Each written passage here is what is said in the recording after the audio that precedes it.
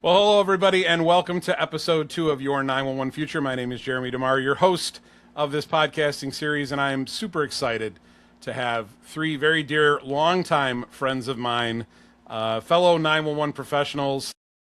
I'm not going to say I use the word professionals loosely, but fellow longtime 911 colleagues that I worked with at the Emergency Communications Department in Rochester, New York for many years, before venturing off to pursue other opportunities within the 911 space, specifically being a director in a couple of different centers before I ultimately ended up in the private sector where I am today. But I am, again, super excited to have them here. Some of them you may have seen on some other things, podcast, video-wise, either for APCO, Nina, whatever it happens to be. You may have seen them at a conference, those kind of things. But what we're really going to spend a lot of time on today is talking about I ended the last podcast series by giving you a background of how I arrived at 911, all the way up to February 2003 when I started. So I felt it was important, based on what I talked about in that first episode, to give you a little context and clarity about the next 15 years of my career, which really were all spent in Rochester with these fine folks here and many other folks that still work at the center today. So again, I'm excited to have them all here. The beautiful thing about these, and I was just explaining to them, is we don't do this live. This is all recorded, so I can go through and edit a lot of the stuff if I want afterwards. But the beauty is you guys get to see what this looks like in perfect form and not all the other cutting room stuff that will likely happen after the fact. So with that, I'm going to turn to this group here. I'm going to stop looking at the camera. I'm going to look at them instead. And I'm so glad that you guys agreed to be victims. I mean, volunteers. I mean, You were right the first time. Yes. And actually, I had a short list of folks. You guys were, of course, at the top of that short list because I felt at least one of you would say, "No freaking way! I'm not doing this. We're not gonna go down this road." But you all agreed, which is great. I've had Charles on several different sessions with other type webinar type things that I do, but this is the first time, of course, in this podcasting series where it's on a much more personal, I don't want to say less professional level, but we're going to have fun. We're really going to have fun. We're going to be talking about a lot of things that happened in the past. The beautiful thing about the past is we can learn from our mistakes and we can go on. I don't know that they were all mistakes. Maybe some of it was intentional. I have no idea, but I'm going to stop for a second. Lisa, ladies first. Chivalry is not dead. I'm going to ask you to just introduce yourself to our viewers, tell them a little bit about your background, and then I'll go to Mike and Charles after that. So go for it, Lisa. Okay, well, my name is Lisa Russo. I've been with the Emergency Communications Department since 2000. And honestly, I never thought I'd be there this long. I never thought I would get hired. My whole other career before I came there, I cut hair, did a couple of the police officers' hair. They said you'd be a great fit for 911. I took the test. Here I am, and it's been an experience. It's like a second family. It's like a second family, and I think all 3 of us are almost towards retirement. So. Yeah, in fact, some of us closer than. In fact, Mike's the one that's closest. But just for the record, that there was a method to my madness for having these 3 individuals on here. Lisa is the only remaining trainer that I had when I started. She said she started in 2000. I started in 2003. Lisa was my second round police dispatch trainer. I won't use last names of folks that aren't here right now, but my first round trainer was Bonnie. I still talk to Bonnie on Facebook every once in a while. Lisa was my second round trainer, and then Gary, our good buddy Gary, was my third round and my certifying trainer. Rest in peace, my friend. But yeah, Lisa's the only direct trainer I had. My initial round of training in 911, she's the only direct person that's still there. So I absolutely needed to have her on the session today to really kind of bring everything else up. These other two, go ahead, Charles, go ahead. I was going to say, so I'm kind of hearing that Lisa is the reason why you're here and doing all this, so it's her fault? She could have, actually, that's a good way to talk about this. She could have actually squashed it and said, "You're done, you're out, you're not." Yeah, you're right. Because she allowed me to continue on with training, we're all here today. I guess that's what I said yes. I said yes. Yeah. Thanks a lot. And again, I won't mention last names if people really want to do the research, but I can remember Bonnie being my first round trainer. One of the things I vividly remember is sitting down in those first couple of weeks, and every time I'd screw something up in the course of my dispatch training, she would say, "Slide," and she'd move me the hell out of the way, and then fix all my mistakes and slide me back in. So it was kind of cool. But Lisa was from what I recall, Lisa. Not that Bonnie wasn't understanding. I took a lot away from each of my trainers, but Lisa was probably the most patient, I think, of all three. So, but thanks for being here, Lisa. I appreciate it. I'm glad you're on the show, and I know we're going to talk more about this in a little bit. Mike, I'll come to you next, buddy. Mike is here. Actually, let me give you a little bit of Mike too. Mike worked with me on the police dispatch side. So after I got certified, which I'm happy to say I only went 3 rounds. I don't know what the average amount of people time going rounds today is. Maybe we can talk about that a little bit, but I was happy I got through 3 rounds and got certified. But Mike was one of the folks I worked with religiously on the police side, and he's one of the other reasons why he's on the show or on the podcast show. Why do we keep calling it a show? It's on the podcast with us today. So, Mike, I'll shut up. Go ahead and do your intro if you wouldn't mind. Mike Patterson, 29 years at the Emergency Communications Department. Had no interest in staying longer than 5. And here I am waiting to retire in a year. Just over a year, right? Just over a year. As of today, just over a year. Exactly. We got 368 days. Yeah, but who's counting? Who's counting? Every day. Well, we're all psyched for you. I think especially when you first start out in this role and you get in there, everybody's talking about grabbing that brass ring, making it through those 30 years. And I think back to when we started and we were, and Mike, I think of all of us, you've been here the long. Charles, you don't have more time in than Mike, right? Nope. Mike's got. Okay, so Mike's been here longer than any of us, but it's funny when you think back to when you start, how far away that destination looks. But now Mike is less than or a little over a year away from that. So to say that you've gone through what you've gone through, all the different types of things that are coming out, I mean, it's cool to be able to say you made it to the end here. So kudos to you, brother. Thanks. It's an emotional roller coaster. It is. We're going to talk more about that in a second. Charles, my buddy, in so many ways. I was on the police dispatch side. I don't have my numbers exact here, so one of the things Charles likes to do, he likes to correct me a lot, and I guess it's because I need to be corrected a lot. But I don't have all of my numbers perfectly in check, but I want to say I spent like 5 or 6 years on the police side before I took the Dispatcher 2 exam, and in Rochester Dispatcher 2, unless it's changed, it's still police, fire, and EMS. So I hired in as a police dispatcher. When I took Dispatcher 2, that now opens you up to police, fire, and EMS. But Charles is somebody I work closely with on the fire and EMS side once I attained that certification and went through that training. So that's why Charles is here, for a variety of other reasons as well. But we're going to use that for the reason why he's here today. But Charles, go ahead and introduce yourself.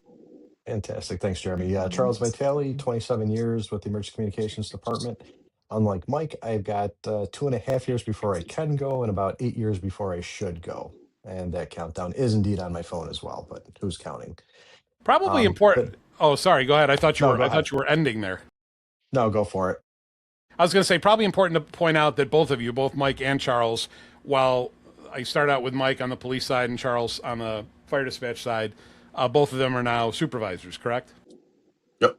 Okay. So when I left Rochester in January of 2018, I left as a supervisor. I don't think either of you were in that role as of yet. So since my departure, you guys are now supervisors. So we can talk about all the different disciplines today while we're going through this. So Charles, go ahead and finish up. I didn't mean to cut you off. Yeah, no, you're good. No, it's just one of those things. I was a volunteer EMT, and a bunch of the old folks worked at 911 and said, "Hey, you should come down there," just kind of like Lisa had. And I was like, "All right, cool." I worked with Mike and his dad on the ambulance, and I was like, "Yeah, come on down."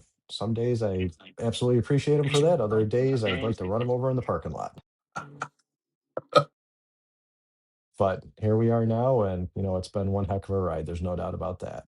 It has, and again, I'm glad that I was able to get all of you on this. I think it's very, very appropriate that I'm only 2 episodes in. I hope somewhere down the line, 3-4 years from now, I can look back on this and say, wow, I've definitely improved. But this is folks, this is the best you get right now. This is where we're at, and we learn as we go, and I'm still learning this application that you use to record with, and we'll see what the editing looks like afterwards. But I'm sure that these three professionals are going to really help me shine and make this podcast look amazing. So let's jump right into it, and let's kind of rewind. Let's go back to the early 2000s. Lisa, you said you started in 2000. Mike, what was the year you started again? 97. 97. And what about you, Charles? 99.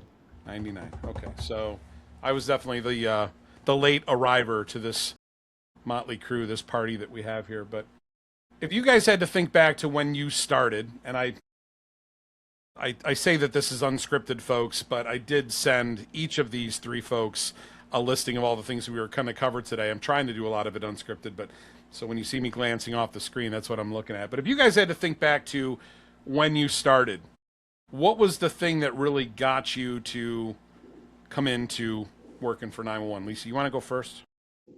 The thing that really got me coming into 911 to work, you get great benefits and things like that, but even like the training back from when I started is so different than now. So different. You have a younger generation coming in, so you try to sell them with benefits and, your vacation time and all that, but coming in now, they have to only learn one job at a time compared to when we started. It was 6 weeks of classroom, 4 weeks on the phone, 6 weeks back to classroom, and hope you remembered everything in those 4 weeks that you learned on the floor.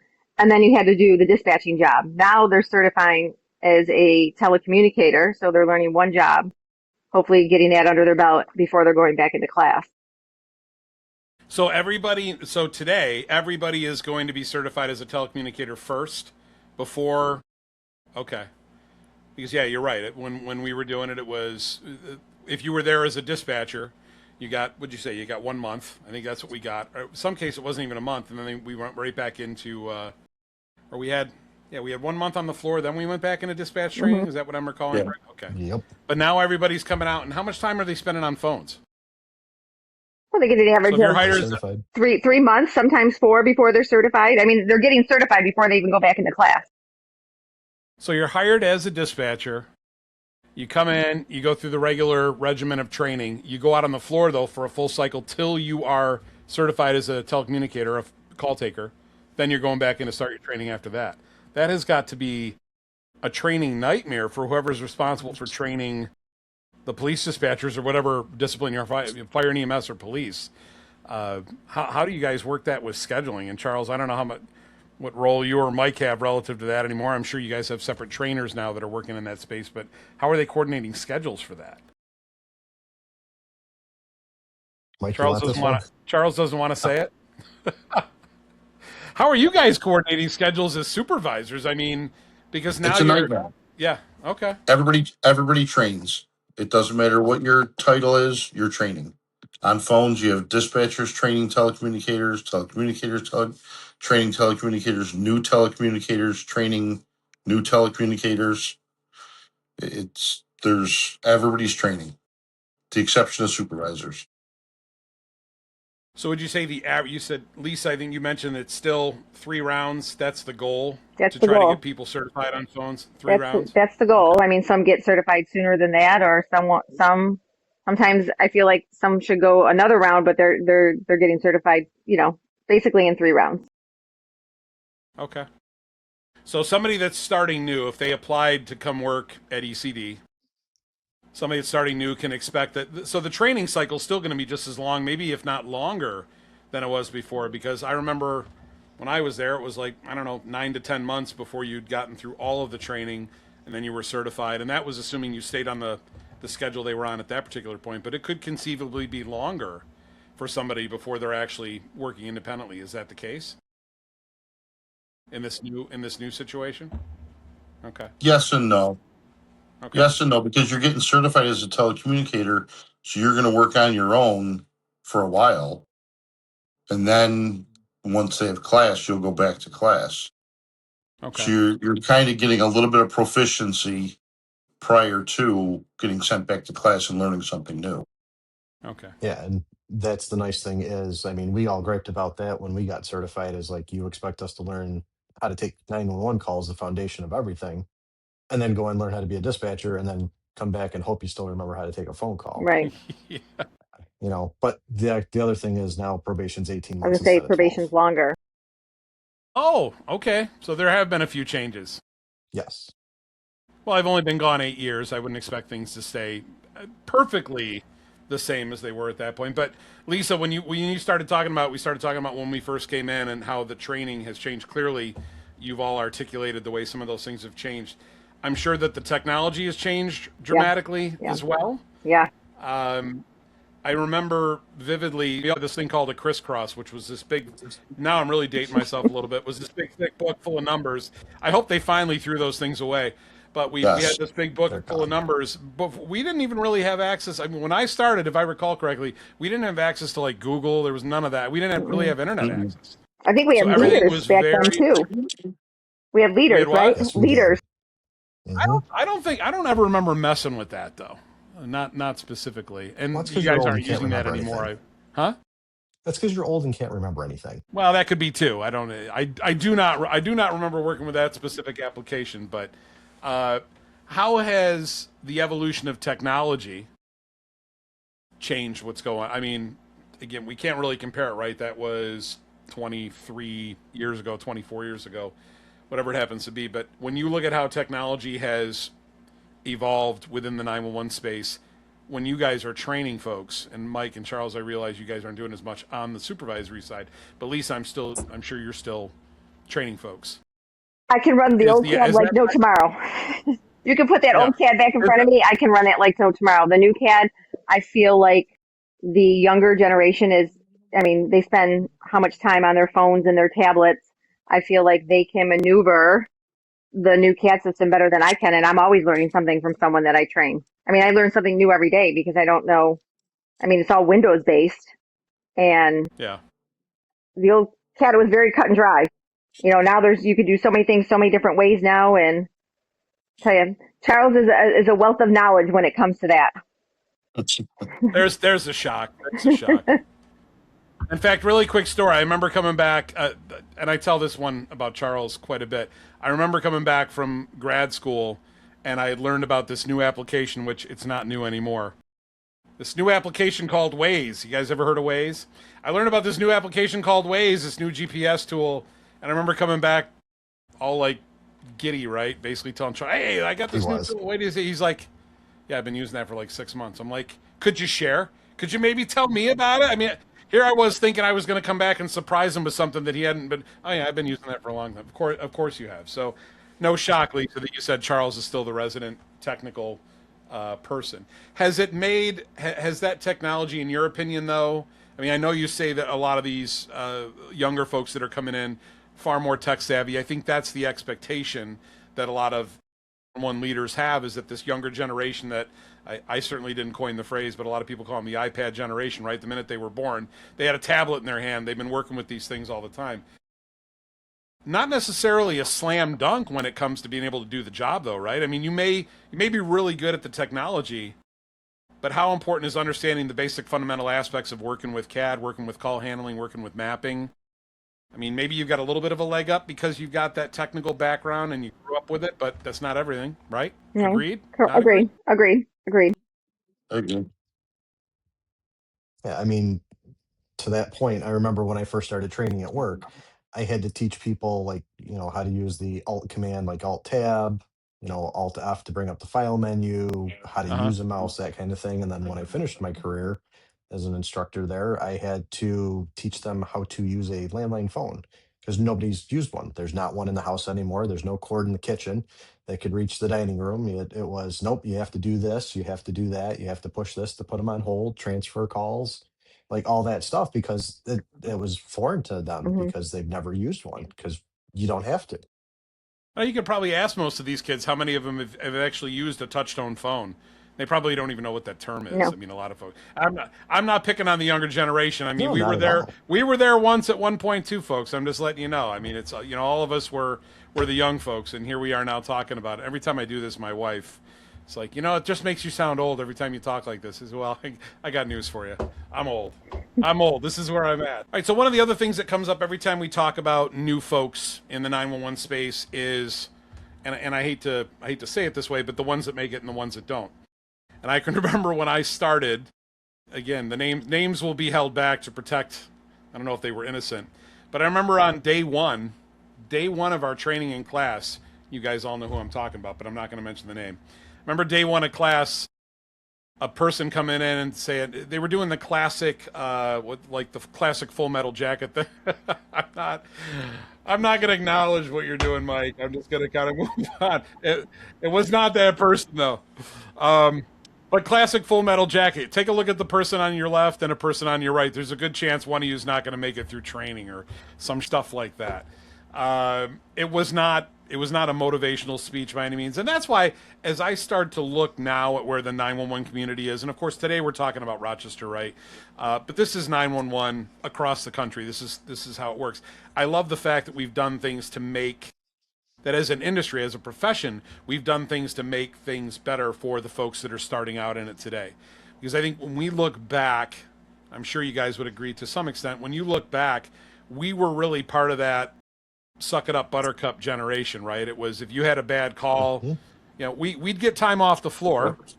You could take time if you wanted, but we really didn't have the mental health resources. I mean, we didn't have a lot of the things that are available now that support mental health and wellness among our for our 911 professionals. So I love the fact that as a profession, as an industry, we've recognized that we need the same resources that our law enforcement, fire, and EMS partners have had for a long time.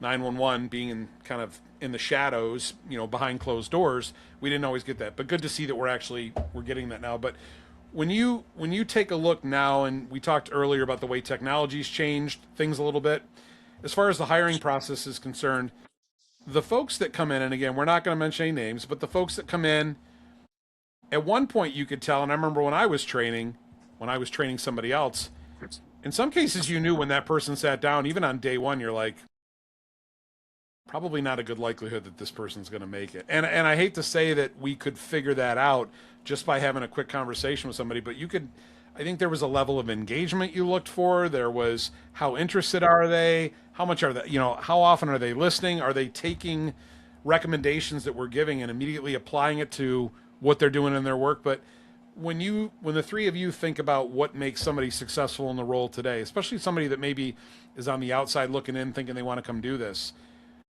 what things would you be recommending to them as they approach you and ask you about what makes somebody successful at this role? What are some ideas you guys would have for them? Well, one, you definitely have to have thick skin. You can't be soft. I mean, you can't let your emotions get the best of you. I mean, the first year I thought I was going to save the world, and obviously that didn't happen. And then you can't let yourself get drawn in. You get a bad call. Okay, yes, you can be a little emotional, but you can't let your emotions take over the call. You have to kind of like separate the two. And you got people screaming and yelling at you, and it's just going to happen. You can't get off the call and start crying because your feelings were hurt. You got to have that thick skin for people yelling at you. And then when you get a tragic call, you can engage a little bit, but you can't get overwhelmed where now your whole day is ruined. You have to be able to differentiate and separate your emotions. I mean, Charles, I don't know, maybe you can agree too, but after how many years we've been there, it's like you're almost numb to everything. We have a dry sense of humor. Coping mechanisms. Yes. I tell all the new trainees that I get, it's not personal, it's business. Right. You don't know them, they don't know you. Don't take it personally. Supposedly it's the worst day of their life. It's just a call. You're part of the assembly line. You're taking, as the call taker, the most important part. When it goes out past you, you're done. Move on. It's as much as we try and dehumanize it, just move on. You did your part. You did it right. Go on to the next call. Yep, it's And make sure you know how to use the mute switch. Yes. Yes. Jeremy, That is important. I remember, Jeremy, you were a supervisor. You remember that call I took? The guy called. As much as technology is so great, we can't figure that one out. Yeah. Yes, I turned myself in. I had to because if that call got edited or reviewed or whatever, I would have been in trouble. And you said, so noted, he was not listening because I threw out the F-bomb. Like, this guy ain't even effing listen to me. And I was just like, oh, And he wasn't, because we just kept going. So I was like, Jeremy, you need to listen to this call. And you listen to yep. So noted. He was not listening to you. And walked away. Yeah. Yeah, and I think that's still, to some degree, that's still a good plan for a lot of folks. I think especially the newer folks. I mean, the tenured ones probably not as big of a deal because they know how the operation works. But the newer folks that have started out, if they make a mistake, maybe they've just cleared training, they're working independently. You're generally in a much better position if you share with somebody early on with leadership or something that, hey, such and such happened. I just want to make sure that you're aware of it, because it's much easier to address it in the moment than it is 2, 3, 4 days, weeks later, when now it comes back. Well, why didn't you say something? So Oh, and kudos to Lisa for doing it that way. But Charles, you had something to add?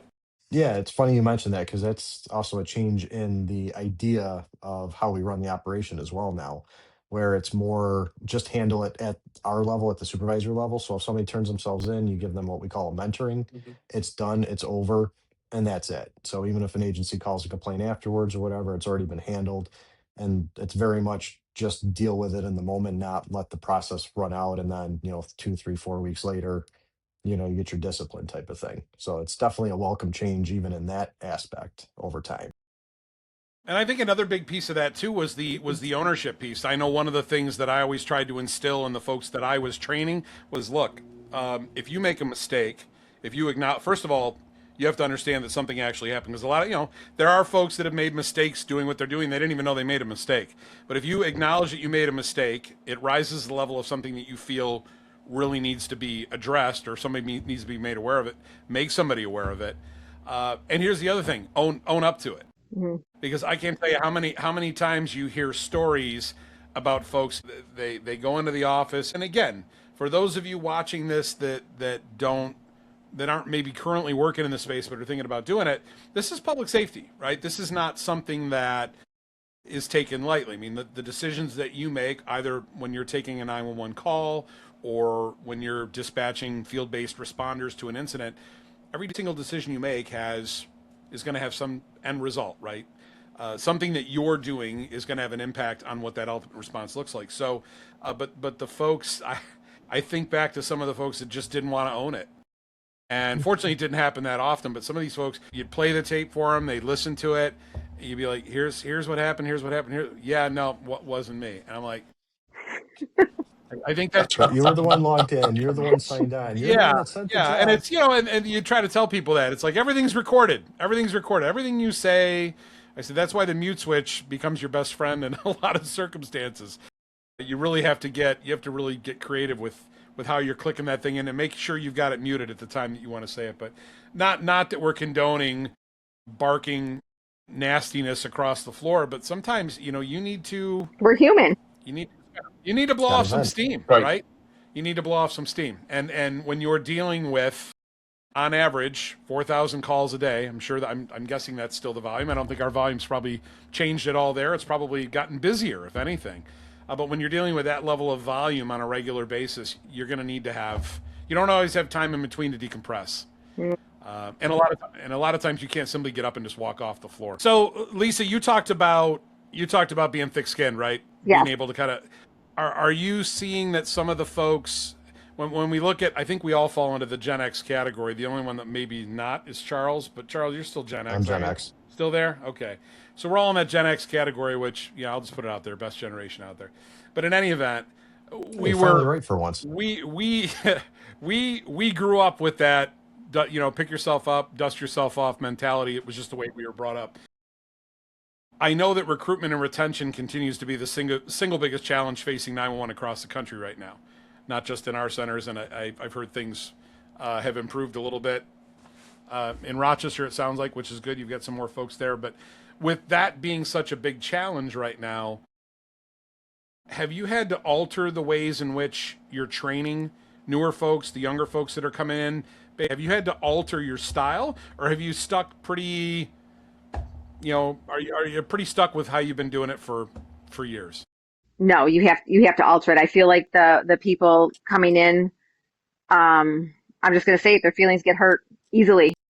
They get offended easily. I mean, back in the day when I was training you, or when I was being trained, I mean, my trainer was banging the wrist thing over on the desk, type, type, type. I mean, or kicking your chair, or what are you doing? Yeah. It's Pounding not on his desk. you I got can't. hit with a portable. Yeah, I mean, you can't do that now. You can't. They can't handle it. They can't handle it, and it's sad to say. You know what I mean? Because someone might feel like could really really exceed, but just got to toughen up a little bit.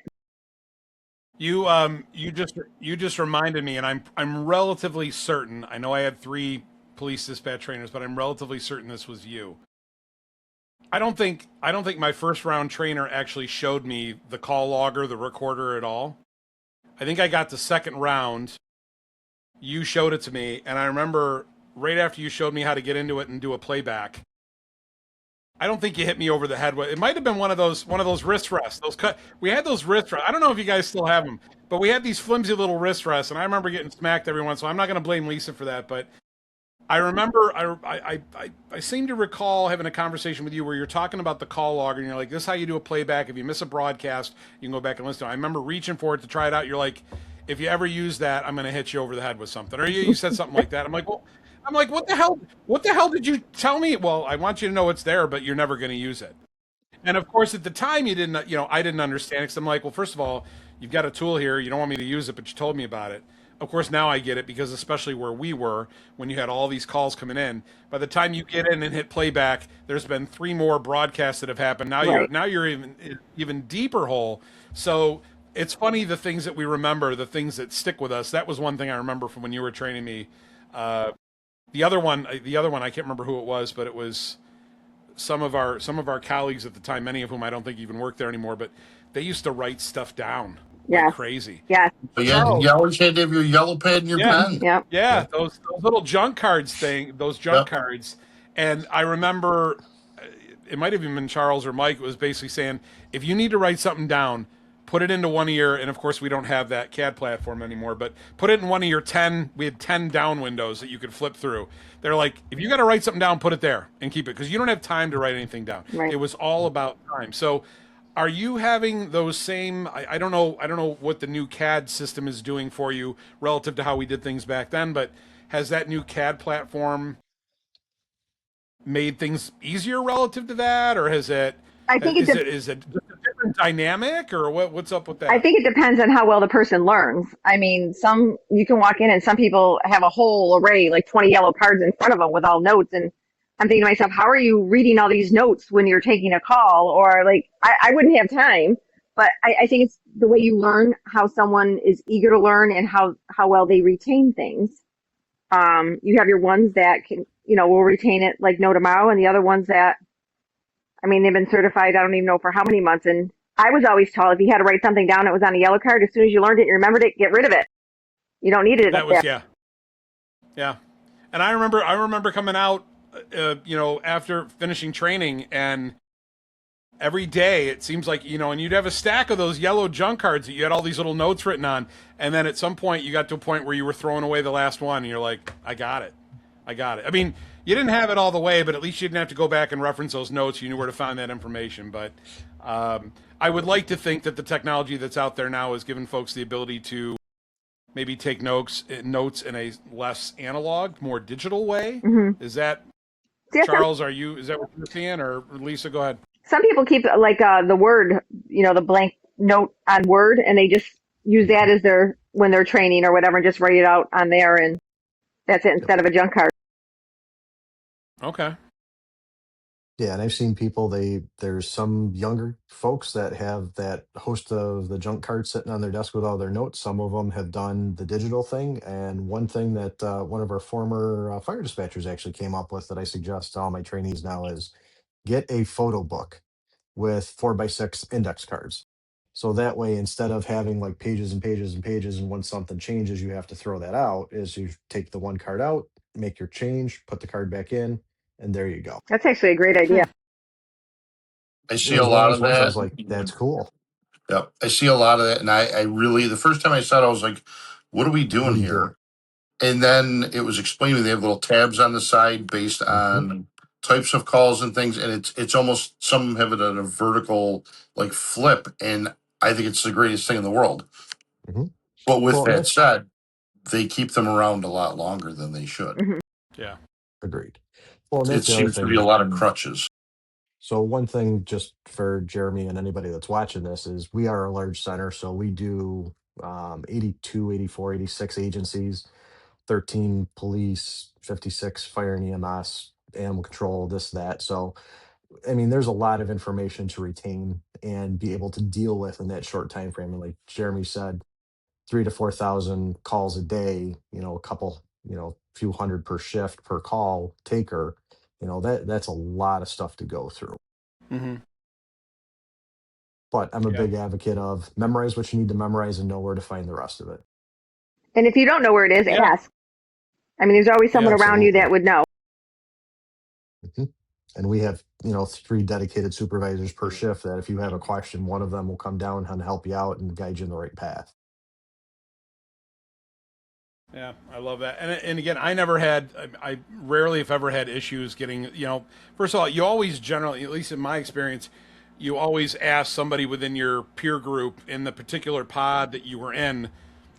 And no offense to the supervisors. I mean, before I was one, we didn't want supervisors in the pod. When I was one, I seemed like people didn't want us down there. So no offense to Mike or Mhm. Charles, but we generally None tried to taken. figure things out in the pod without involving a supervisor if we could avoid it.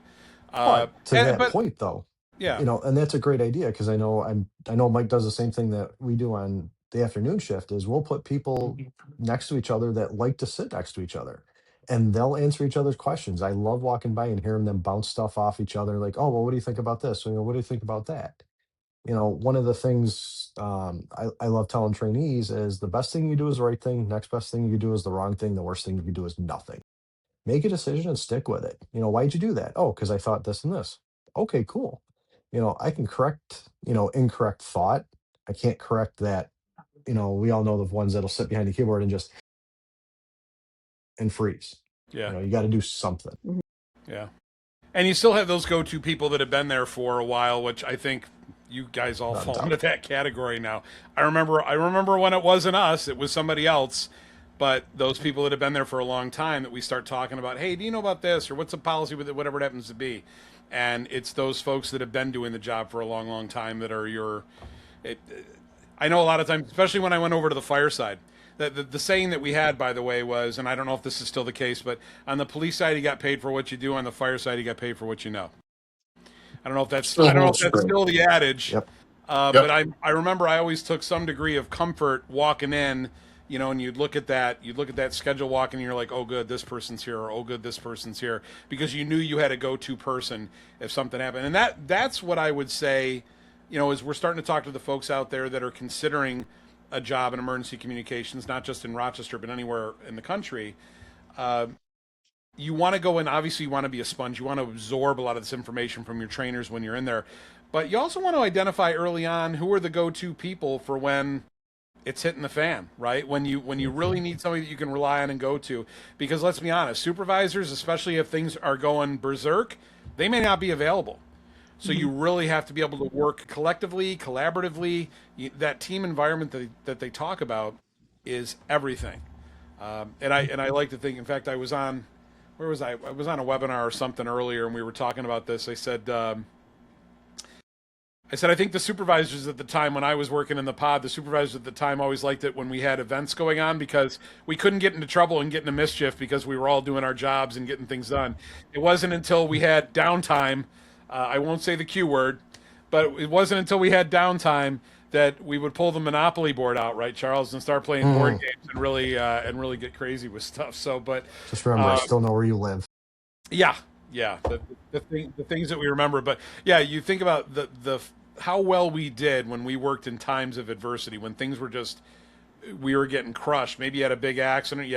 I really remember like the windstorms and the weather events because we would go from nothing to just utter chaos, utter anarchy, and everybody had to pitch in. Phones were going crazy, Mhm.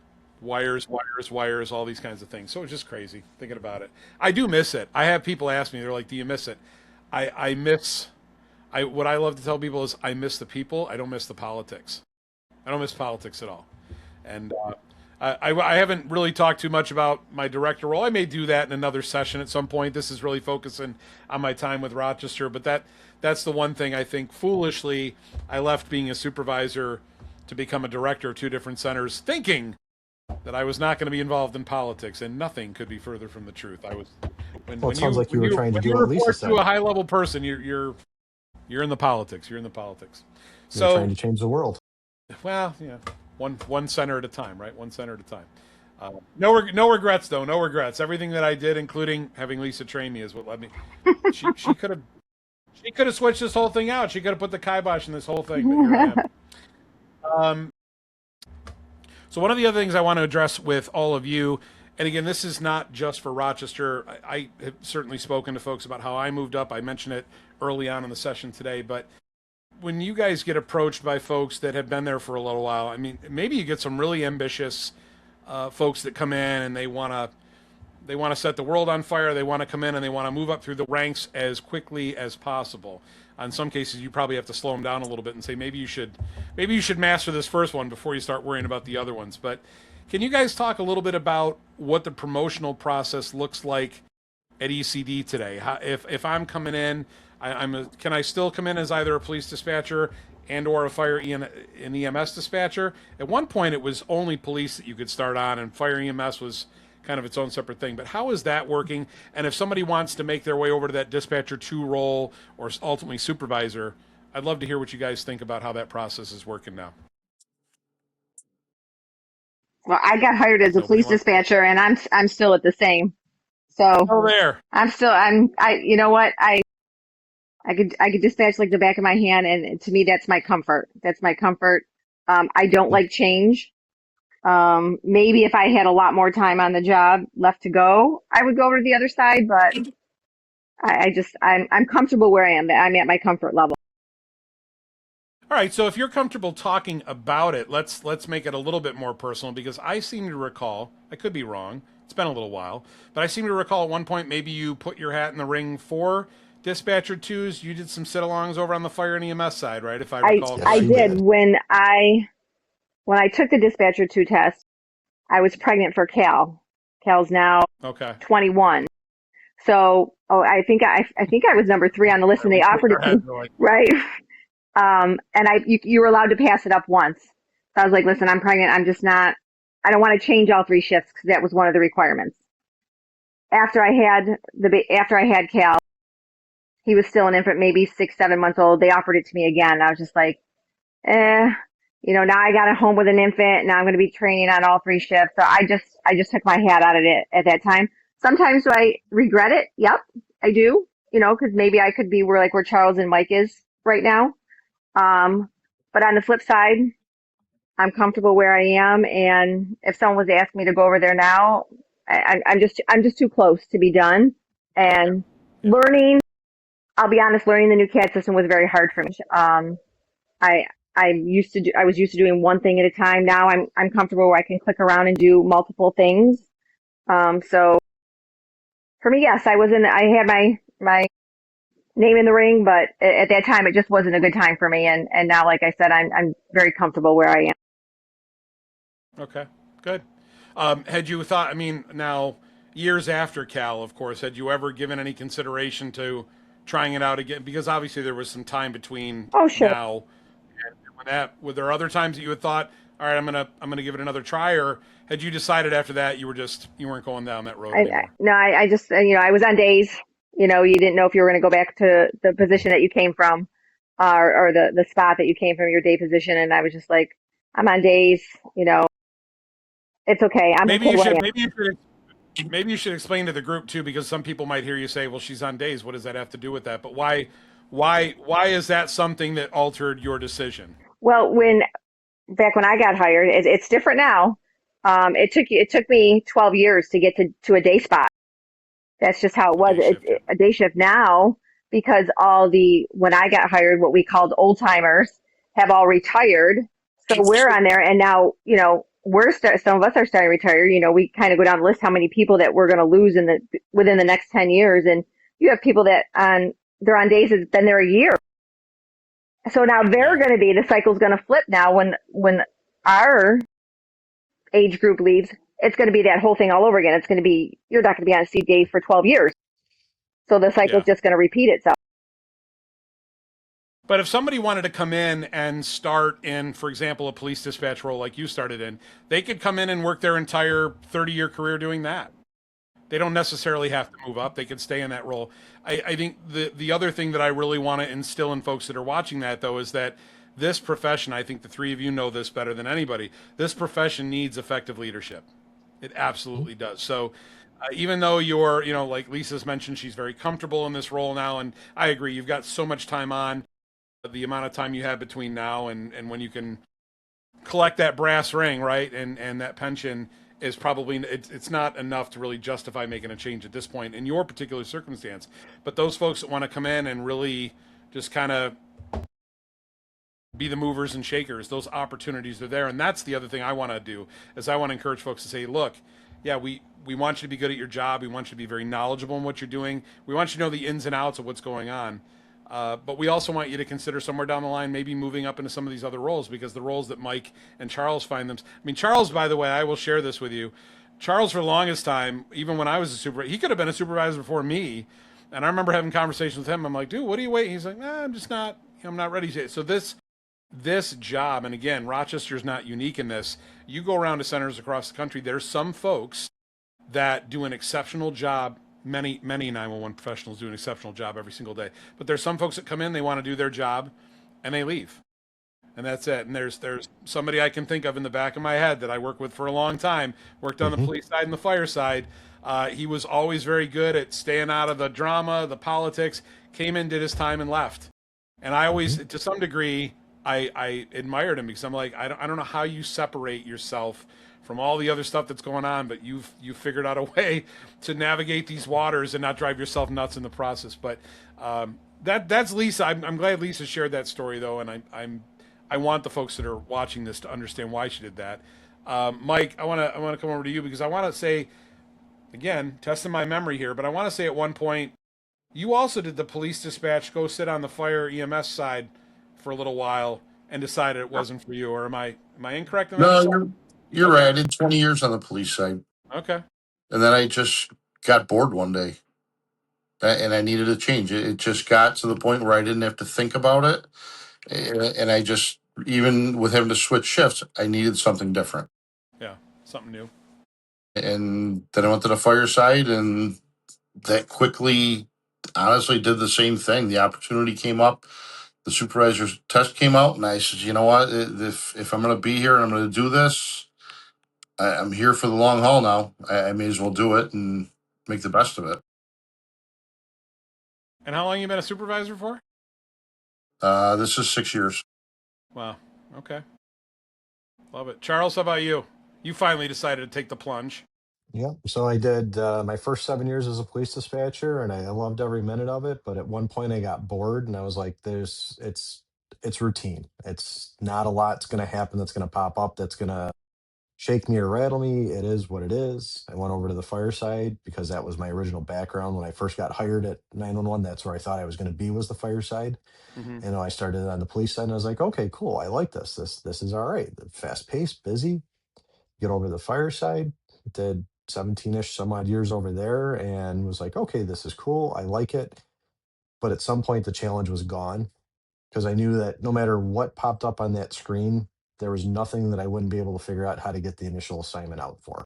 Yeah. Even if it was a carriage fire, I'd be able to put two and two together and get that out I there. kind of thought that might come up in this conversation, and There it is. you know, you do one thing, and never gets forgotten. Never will. I'll give. Do you want to explain it, or do you want me to explain it so people understand what they're talking about? Up to you. Was I still training at that point, or no? No, I was already you were certified or Yeah, because we were playing certifiable. a card game. Yeah, we were playing a card game. It wasn't a Monopoly board, and we were throwing it across the. Did it actually come in as a carriage fire? Came in as a car seat on fire, or a baby stroller on fire.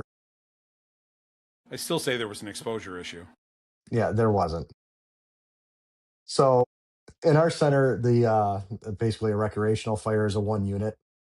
Jeremy sends two and one, which is an engine, truck, and a chief. Like, what are you doing? Well, it could be close to the building. Then why didn't you send a full structure assignment? It could have been outside. Then it's a one company response. I said two and one. I just wanted to be safe. Safe for what? Well, the kid could be in there. Well, just send an ambulance? They'll figure it out when they get there. Like, you're killing me, man. You're killing me, Smalls. You're killing me, Smalls. You guys should know. I don't know if you can see it back here, but up on the shelf, I've got a whole section of my shelf dedicated right up there. It's all Rochester stuff up there. The badge, all that good stuff. I don't forget my roots, and you guys have been great with that. That's been awesome. Let's talk about one thing. As I'm watching the time here, and I know we're kind of running out. In fact, Lisa's got to work. What shift are you working now, Lisa? When are you going in? I go 4 a.m. to noon.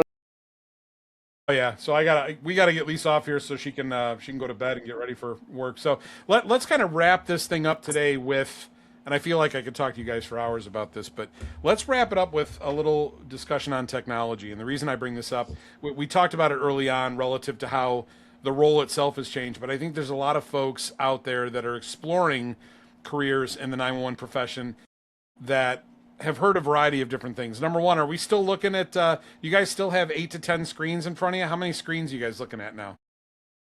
6. Wow, you actually have to count. I see Mike.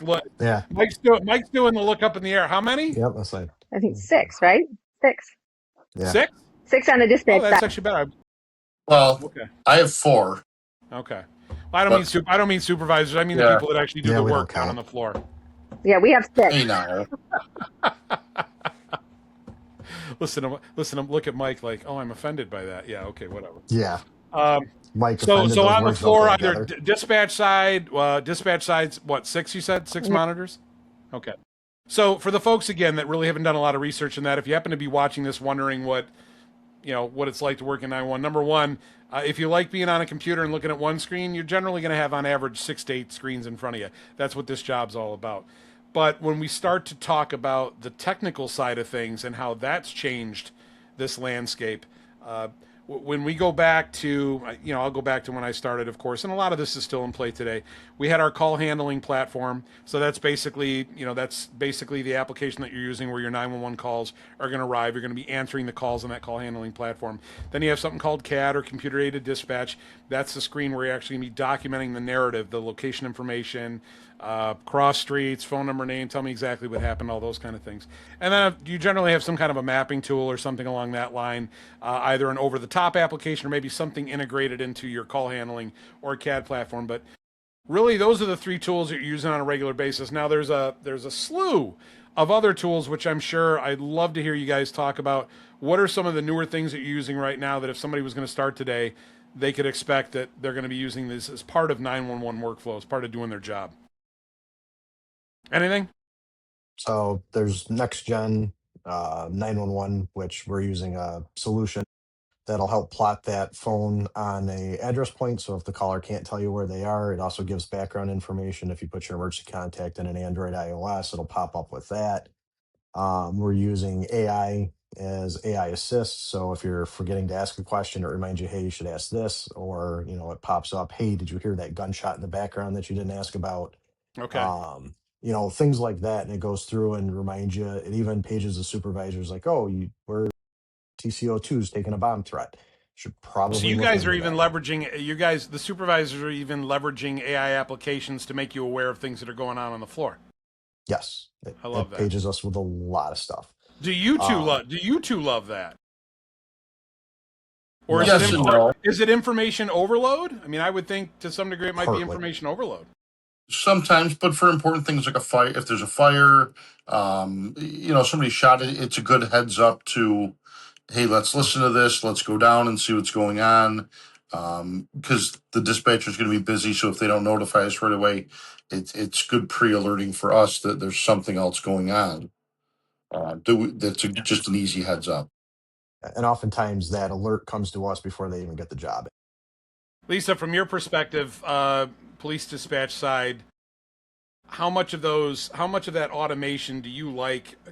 Previously, I guess when you're working in a pre-AI environment, the supervisors kind of relied on you to make them aware of things that were going on, or if there was something that you felt they needed to know about.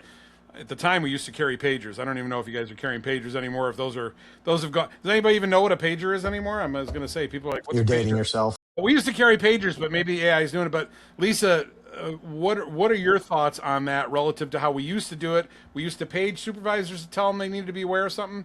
How do you like the automation now? What are your thoughts? I personally like it because, like, they said they can listen from up there. And if they could see, hey, they'll come down and say something. Did you catch that? Like, Charles said. And it's nice that they already know before I have to tell them. Okay. So if And plus, it's good for the support for the folks. sure. Plus, if I forget to tell them, they already know anyways. Because in that moment, you're so busy and, we just can just dispatch a supervisor on it. But if they already know as well, I mean, it's a good tool to have, honestly.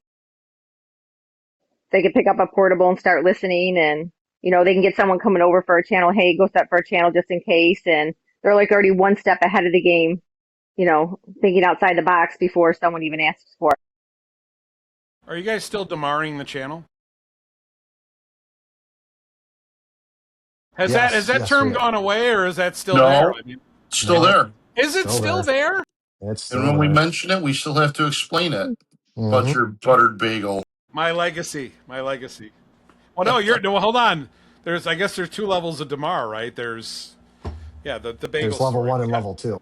We'll have to get PJ on here. Yeah, the bagel story where I walked off the floor without being properly relieved, and the supervisor at the time came out and said, "What the hell are you doing?" I said, "I'm getting a bagel." And he's pointing to the schedule. I walk out. Patterson's like, "Where's Damar?" I don't know. He eating a bagel, whatever it happens to be. It was fine. It all worked out. It did. Handled it. It did. It No was weird. transmissions were lost. I think it was weird for Mike because he looked around. There's nobody on the admin channel at the time, but we made it work. It was all good. If we can't have fun stories to think about, and reminisce about the stories we could tell, we'd all be in trouble. Yeah, I think we're gonna save some of those stories. If the three of you, all kidding aside, because we have kidded around a little bit, and I think we could definitely talk about a variety of different things, but if you had to give a recommendation or kind of a pep talk, or if somebody walked up to you and approached you and said, "Hey, I know you work at 911. I'm thinking about starting a career there." Think about somebody that's younger, right? Somebody that really doesn't have any idea. I mean, a lot of us had the advantage. I know Mike and Charles did. Lisa, I don't think you did, but Mike and Charles and I had the advantage coming into 911 of having a public safety background before we walked in. So we had some of the baseline understanding. But a lot of the folks that are coming in now probably they're not even doing that anymore. If you guys had to think about something that you would say to somebody that was approaching you because they knew you worked there and they wanted to learn a little bit more about it, what would the positive things that you would be telling them be? How would you be responding to those questions about the job? Well, me, I mean, I always, when I'm talking to someone about it, they're like, "Oh, where do you work?" And I'll tell them I work at 911. And I tell them, listen, you get your benefits from day one. I mean, benefits are huge. A lot of people don't understand that. I mean, you're on mommy and daddy's benefits to your 26. But once 26 comes, you can have this high deductible. You're on your own. You're on your own. Yeah. And you get them the day you sign. There's no 30-day waiting period, 90-day waiting period. You automatically get 2 weeks paid vacation, 4 personal days, 12 sick days, tuition reimbursement, so you can further your education. I mean, there's so many positives that why wouldn't someone want to work there? Now, of course, you're going to have long hours. There's going to be times that you're getting mandated, but if you're a go-getter, then by all means apply. I mean, you can move up. If you're starting that young, now with tier 6, I don't even know how old you have to be able to retire, but if you're coming in at 20 years old, I mean, I think that's the best time to start and then just move your way up because there's a lot of money to be made. I mean, it's not saying you can't make any money. There's a lot of money to be made, especially if you're a go-getter, and benefits are free for your family. So when you get married, have a child, it's free. Yeah. As is all the training that you would need to do the job, do it effectively, is all provided to you at the center. So you don't need to worry about that as well. And that's a good thing. Mike, what are your thoughts on that? I find it ironic to even ask that. The funny, my daughter just applied. Really? Did she? Wow, good for you. She did. I feel old. As much as I said I would never want my children to work where I work, after 29 years, you realize that you really do have a good job. Um, and like Lisa said, she listed off all the benefits to working there. It's the hours, some of the stuff. Yeah, it's a pain, but where are you going to go with job security like that? The benefits alone, I mean, you can't beat it. You're going to make whatever you want to make. I mean, we've had people in the newspaper because they made so much money. Mhm. Yeah, and then there's you. It really is a good job. Hey, You that know, was a actually. I still had that first whatever. Well, we probably shouldn't talk about salaries, but I still had that end of year statement. It was hanging up here for a while. I'm gonna have to find it. It's buried on my clipboard. But I took a lot of pride. I worked a lot of overtime. And now, in addition to that, it really is. It's a great job. the relationships you make with people. I mean, I think the four of us here have a great relationship. I mean, you can go back to when we started, and you know, back then, I mean, it's like your second family. You spend so much time with them. You really, Well, really do. You really do. Lise, we have to actually. I really feel like we should have a what do they call it, unrated. We should do an unrated at Mm. some point, but we're not gonna do that today. It's a little too early in the podcast series for that. But the types of things that okay, how can I say this without getting myself in trouble? The types of things you Uh, talk about with people. The the stories you can tell. these three people that you see on this session with me right now, I guess what I would tell you is that we all have an equal amount of dirt on one another. If there's dirt, I mean, we're all good people. We're very dedicated, but we all knew Indeed. so much about one another, about our families, just because you do really work with these folks more than, in some cases, more than actually you're seeing your family. And the hours are a little crazy. You do miss birthdays, you miss holidays, those kind of things, but the relationships that you forge. I mean, here we are, 23 years later, uh, talking about back then. I mean, I love you guys. I love everybody up there. I do miss it. I do miss it a great deal, and I'm glad you guys are still there and you're close to the finish line, which is awesome. You think you maybe apply for a director's position or a deputy director? No, no, I'm good with that. I'm all set. I thought I'd Come just throw on, it I'll out there. stay. I'll I'm stay if you do. I'm having entirely too much fun right now doing this and talking to you guys, and hopefully maybe this will turn into something. We'll see what happens. So, um, Charles, I do want to be respectful of Lisa's time because I know she's got to Yeah. hit the hay. So, Charles, let me give you closing comments and we'll wrap this thing up. All right. Biggest thing I can say is it's one of the best jobs out there because you know what? No day is the same. And that's the best part. You know, you can come in and have just a nice relaxing day. Some days you could sit down and then all of a sudden you're getting relieved and it's like, oh, that was 8 hours. Cool. Okay. Time for the next one.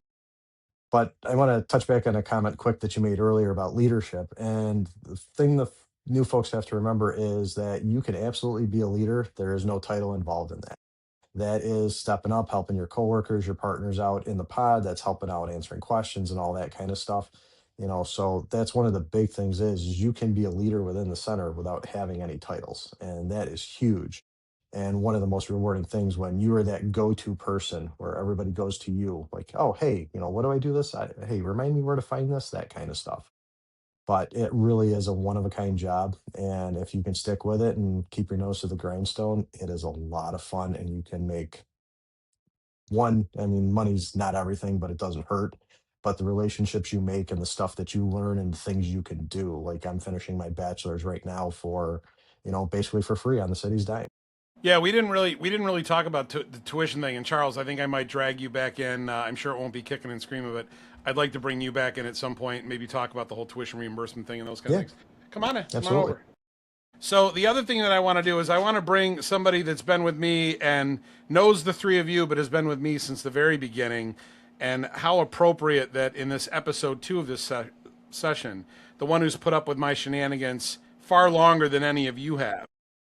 But I feel it would be absolutely, I'd be remiss if I did not invite her in to say hello to everybody on this episode 2 with these three amazing folks that I worked with for so many years in Rochester before moving out and still staying in the profession, but moving away from my second family, if you will. So So I'll thank you. Can say something if you want. You want to say hi to anybody?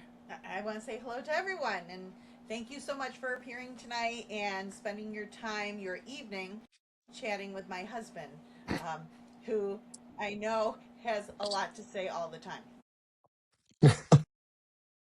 The good news is this isn't live, so I can edit out whatever I want. So she's comfortable. So, but that was a good intro, dear. I appreciate it. Or an outro. I guess it would be an outro, right? Good. Well, I want to thank the three of you for being here, and Lisa, I appreciate it, especially since you got to go to work at 4. I want to get you off the hook here and let you go to. Well, we could always do an episode 3, 4, or 5. I kind of feel like there's more to talk about here. I feel like I kind of felt like I got to where I want to be about more than halfway into this conversation. It was a little bit of a rough start, but now we're kind of gelling. But yeah, if you guys are willing to come back at some point, I'd love to have you back on here and do another session. I think it'd be a lot of fun. I'd actually like to talk to Mike after he retires too. That'll be an interesting conversation. That'll be the uncensored version. That'll be one of those unrated versions. So, all right, well that's cool. I appreciate you guys being here. So, now looking at all my viewers out there, I do want to thank you all for taking time to spend some time with all of us today, learning a little bit more about this. Again, Your 911 Future is a podcast series dedicated to really kind of explaining to you what the 911 profession is all about. If you're curious, maybe you've seen advertisements or opportunities out there to go work in a center or whatever it happens to be.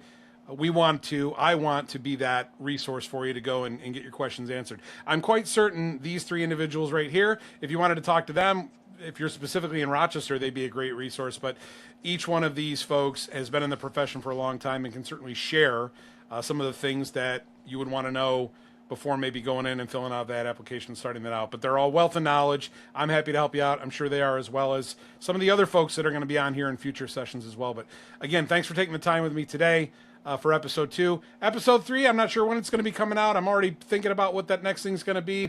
Things are very fluid right now, folks. Brand new podcast series, so I don't have it all sorted out. But on behalf of my group here, Lisa, Mike, Charles, thanks for being here. Thanks for taking the time today. And I hope to see you on the next episode of Your 911 Future. Oh, by the way, I'm supposed to say this too, right? This is YouTube. Please hit subscribe. Click that notifications button and hit that little thumbs up thing. I only know to say that because I watch so much YouTube that everybody says it, so I'm going to say it as well. So click subscribe, hit the notifications button, hit the thumbs up. I'd love to have you as a regular here, and I'm trying to keep the interval of these to maybe like 2 a month, maybe 3 a month. We'll see. It's been a little slow. Time's been crazy, but thanks again for spending time with us, and we'll talk to you on the next one. Take care. Take care. Thank you for having